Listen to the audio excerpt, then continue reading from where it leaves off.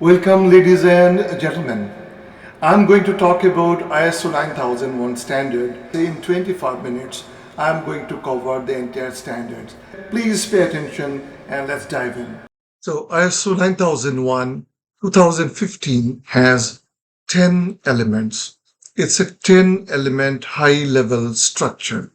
Let's see what are those 10 elements. The first is scope, second is normative reference, third is terms and definition, fourth is the context of the organization, and fifth is leadership.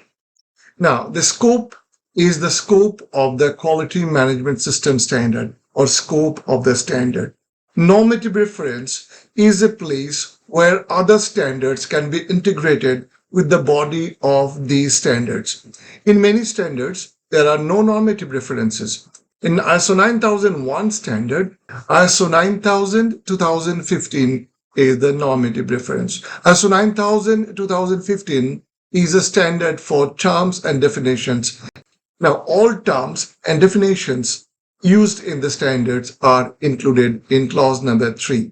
But interestingly, in ISO 9001 2015, normative reference is 9000 2015, which is included in clause number 2. Therefore, in clause number 3, terms and definitions, there is no terms and definitions given separately, and it cross-refers to 9000 standard, which is the normative reference. In many standards, there are no normative references. For example, ISO 14001, ISO 45001. In those cases, the terms and definitions used in that specific standard will be included in terms and definitions. Context of the organization is where the requirement starts, clause number 4. Context of the organization is further divided into 4 sections. One is understanding the context of the organization, understanding the needs and expectation of the stakeholders and the interested parties, determining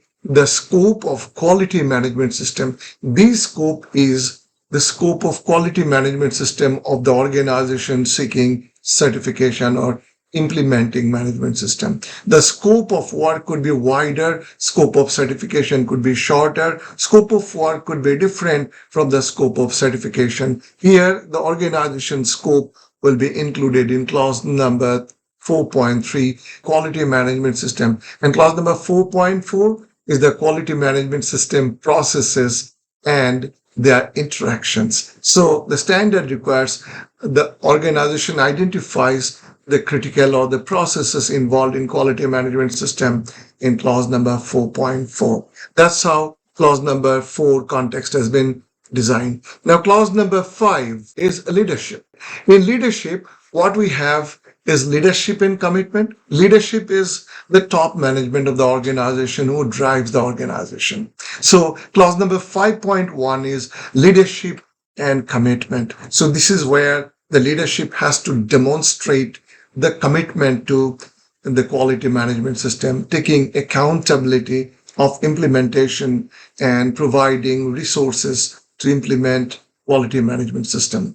The 5.2, the next clause is quality policy. Quality policy is the overall intention and the direction of an organization formally expressed by the top management, and top management or the leadership is required to define roles and responsibility of various people working in the organization. That's how leadership has been structured. Next clause is planning. Imagine how the standard is moving. We have got scope, we have got normative reference, any other standard is included. We have terms and definitions, learning the language of the standard. Then we are talking about the context of the organization. The context of the organization is external and internal issues that an organization operate within. This brings risks and opportunities. So where it is divided as the context of the organization, understanding the context of the organization, needs and expectation of the interested parties, the scope of management system and the processes of quality management system. Planning, we talk about risk and opportunities, quality management system objectives. All right. So planning is for quality management system risks and opportunities. You have to plan how to mitigate the risk? How do you implement the quality management system? And what is the quality management system objectives, the results that the organization has to strive to achieve? An organization's objective will never be achieved if there is no plan associated with the objective. So there has to be a plan with the objectives. Then comes support. Now you have got leadership, you have got planning. Now you have to provide support. Support is all infrastructure, work environment, and all those kind of enablers that makes things happen. So let's look at what are the resources, what are the support. Now, support includes, resources, competence of people, capable people, awareness, communication, and documented information. Also, it includes measuring and monitoring resources, right? Now, the documented information that is documented. Information means meaningful data that is documented. So, how to create and update documented information, how to control documented information, which includes record as well as documents for reference, which needs to be maintained and retained. That's all about support. And then comes operation. You have got now infrastructure, work environment, human resource, manpower, machinery, all that. Now you have to produce. You have to make things happen. So that's operation. In operation, what we have is this operational planning. You have to plan how to execute the project or how to make the products. Overall planning for the product realization. It could be project quality plan. It could be inspection and test plan or quality assurance plan, as it is called by many organizations. You have to then determine the needs, requirements for the products and services. This is where we are actually looking at the customer communication. We look at the determining the needs and expectation. So in operation, we talk about the operational planning and control. How you produce, how you control the product as the production progresses, as the service realization progresses, what kind of checks and balances are made to make sure the final product and service meets the customer requirement. That's the operational planning. It is also called in many organizations like inspection and test plan, project realization plan, project execution plan, and so on. Then we talk about determination of requirement for the products and services. This is when we have to understand what really customer needs, what are the type of product and services they need. So we have to communicate with the customer. If we look at this further, requirement communication with the customer, determination of the requirement with regard to the products and services, review whether the organization can make them and offer it to the customer, right? And this review and communication is integral part of the management system. Then the decision could be yes, they can make it, and they cannot make it. They can make it, but they cannot offer it within the time that the customer might be looking for. And then you need to really communicate with the customer. And you also look at the changes to the requirement of the customer. Sometimes there is a contractual requirement change. Sometimes during the execution, there is a change. The customer has got some new requirement, additional requirement, how those things are managed. Then we talk about design and development. In design and development, we have got design input, design output, design verification, design review, design validation, and design changes. So all these elements are important. So first it starts with planning. How do you plan for a design, or how to plan to develop and design a product or service? Then you verify that, you review the design. There has to be plan and responsible person who will do this verification, review, and also validation. Validation is by actual test whether the product or the design is going to meet the requirement or not. Then you look at the design changes and that might be required at times based on the customer requirement. So once you have designed the product, and then you need to execute the project. After you design the product, then you have to buy material. You have to procure the material. So clause number 8.4 is externally provided process, products, and services. You have design. You know now you have got the design. You have got to buy the material and you have to procure those material, which is controlled in clause number 8.4, which is externally provided processes, products, and service. You can buy the products. Products means a complete product you are buying. For example, you are buying the plates for making a pressure vessel. You are buying sheet metals and other components which forms part of car itself. Sometimes the process can be outsourced. Some of the processes of manufacturing or production process can be outsourced. For example, welding is a process. Welding is done or NDT is done by some other organization or to support the organization due to their limited capacity or a momentary surge in demand where the capacity is not adequate. So the organization needs to outsource and buy some kind of processes or buy external services. So processes, products, and services. Sometimes you buy services from an organization. For example, calibration is a service that can be outsourced by an organization or procured or hired or availed from external providers. Now imagine you have got the design, you have got the material, now you have to produce. Now that's clause number 8.5, which is production and service provision. Now you are in production and service provision. You will have to manufacture, you have to produce. So control of production and service provision, the process for control of product and service provision, that's important. So you have to have plan, you have to have suitable machinery, you have to have equipment, you have to have right processes, right kind of tools and tackles and the infrastructure, manufacturing infrastructure and all that kind of thing are part of control of production and service provision. Sometimes special process, for example, welding, for example, casting, these are special process. So the organization needs to control those special processes. Then comes identification and traceability. Each product, each project has to be identified so that you can trace all the progress, all the planning, all the sourcing, all the project execution to a specific project. So identification and traceability is fundamentally important, very vital. For example, a car is identified by the body number and chassis number, and the manufacturer knows when this was made, which plant in the world this was made, where the car has been delivered, which country, and who is the user, so they can have a complete traceability.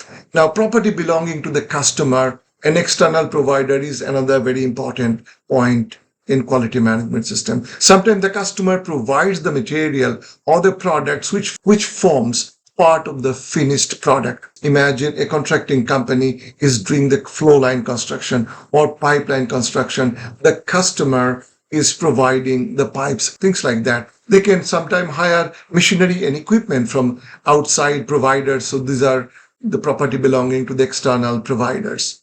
Preservation. Preservation is very important. The products needs to be preserved. They should be protected from damage, deterioration. Also includes handling, transportation, preservation, storage, and delivery. You have to have a robust process how the products will be delivered, how the products will be dispatched and distributed to the client.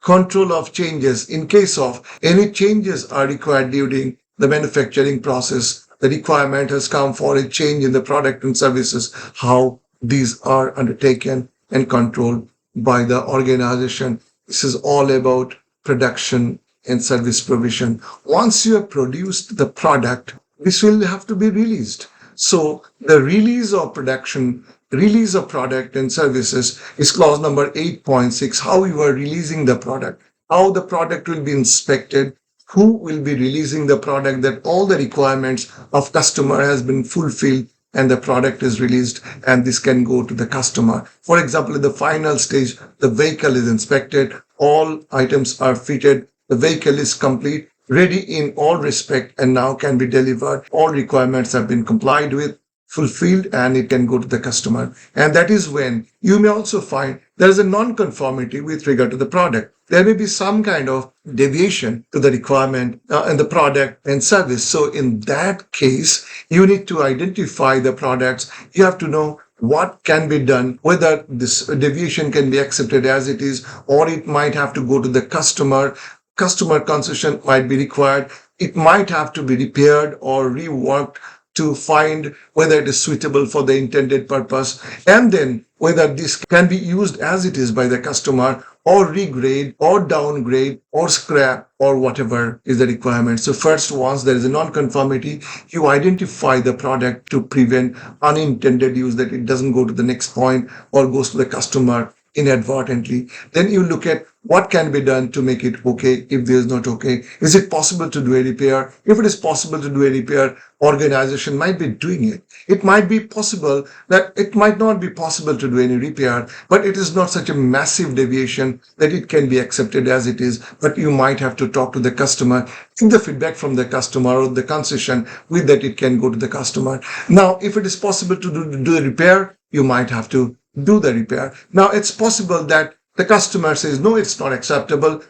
In that case, you may have to downgrade or regrade or maybe reject or scrap. And then, of course, you will have to take corrective action to find what is the root cause of the problem, why the problem really happened, and what should be done to prevent such kind of things in future. That's all about non-conforming output. These are all part of operational process, clause number 8. Clause number 9 is performance evaluation. In performance evaluation, we are doing measurement, monitoring, analysis, and evaluation. We do internal audit and we do management review. So what is done is look at what is right, what is not going right, and then you have to perform internal audit. One of the most vital element of internal audit, what is done periodically, the audit has to be done to make sure that the quality management system is effectively implemented, it is efficiently working, and it is producing results. In the process,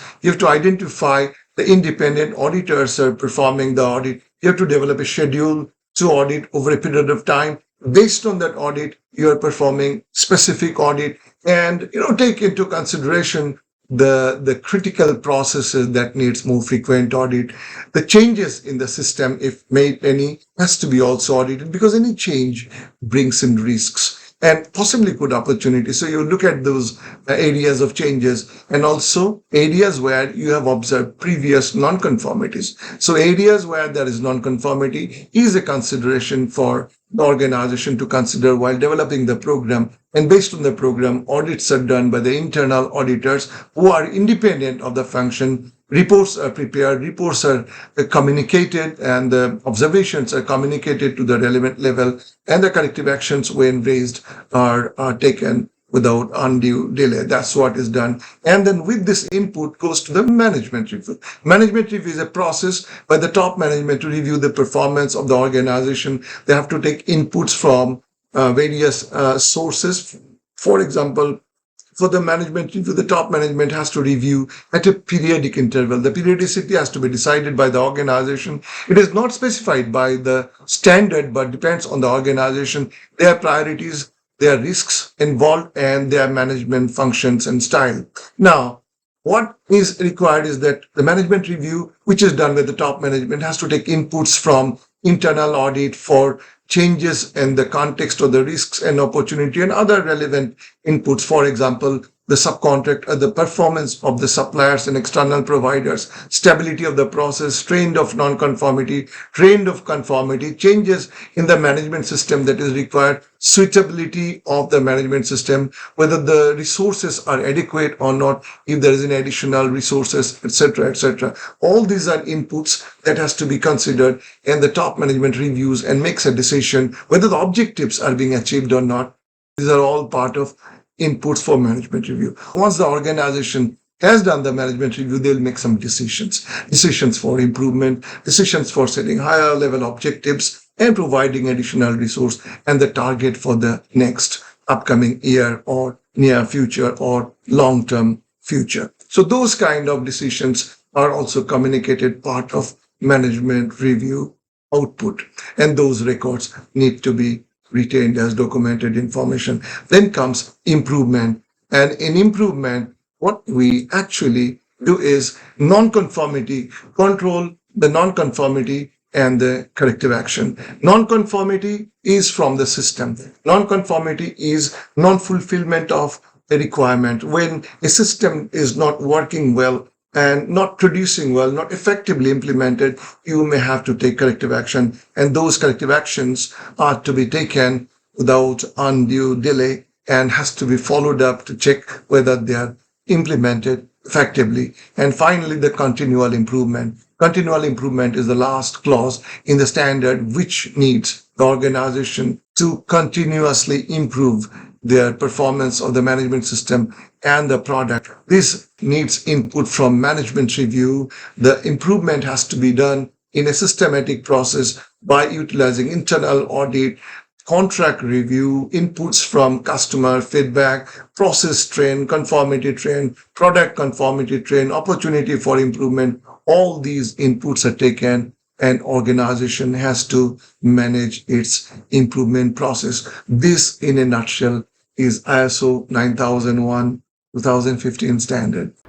I hope the short brief that I gave about the standard was interesting, and I would urge you to go in detail with the standard. It's not possible to learn the standard in 25 minutes. It will be undermining the vastness of the standard to say that I can cover it in 25 minutes. But it's just a glimpse of the standard I tried to give with a short brief. It is one of the finest collage of accumulated knowledge of few decades and the best practices that has been proven to yield results throughout the world. More than 1.25 million companies in the world are following ISO standard today. So I urge you to go through the standard thoroughly.